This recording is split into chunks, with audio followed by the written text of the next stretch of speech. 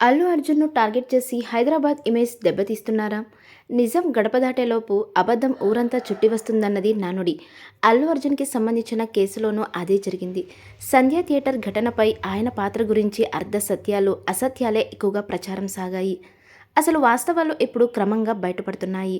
ఒక్కొక్కరుగా గొంతు విప్పే పరిస్థితి వస్తుంది. అందులో టాలీవుడ్ ప్రముఖుల నుంచి బాలీవుడ్ సెలబ్రిటీల వరకు స్వరం పెంచుతున్నారు.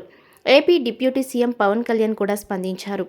అల్లు అర్జున్ను ఏకపక్షంగా నిందించడం తగదంటూ వ్యాఖ్యానించారు.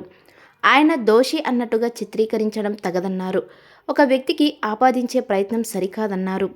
అదే సమయంలో బాలీవుడ్ నిర్మాత బోనీ కపూర్ కూడా అదే రీతిలో వ్యాఖ్యానించారు.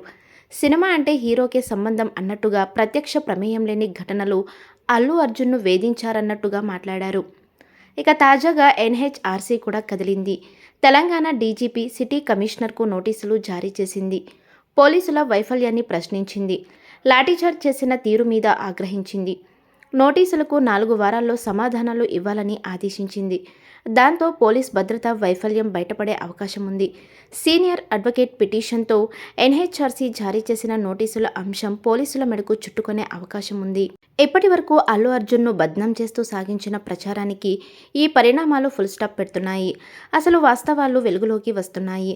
కానీ అదే సమయంలో ఇంటర్నేషనల్గా ఎంటర్టైన్మెంట్ క్యాపిటల్గా ఎదిగే ప్రయత్నంలో ఉన్న హైదరాబాద్ ఇమేజ్కి ఇవన్నీ చేటు తెస్తాయనే వాదన కూడా బలపడుతుంది. సినిమా ఇండస్ట్రీకి హబ్గా మారబోతున్న నగరంలో ఓ సెలబ్రిటీ మీద అతిగా ఫోకస్ చేసి మొత్తం నగరానికి చెడ్డ పేరు తీసుకొచ్చే ప్రయత్నం జరుగుతున్నట్టుగా భావిస్తున్నారు. అల్లు అర్జున్ ప్రత్యక్షంగా ప్రమేయం లేకపోయినా కేసుని ఆయన మెడకు చుట్టాలన్న యత్నంలో మొత్తం టాలీవుడ్లోనే అలజడి రాజేసిన తీరుని ప్రస్తావిస్తున్నారు. ఎలాంటి చర్యలు శ్రేయస్కరం కాదని, ప్రస్తుత పరిణామాలు తేటతెల్లం చేస్తున్న తరుణంలో యంత్రాంగం తీరు మార్చుకోవాల్సిన అవసరాన్ని చాటుతోంది.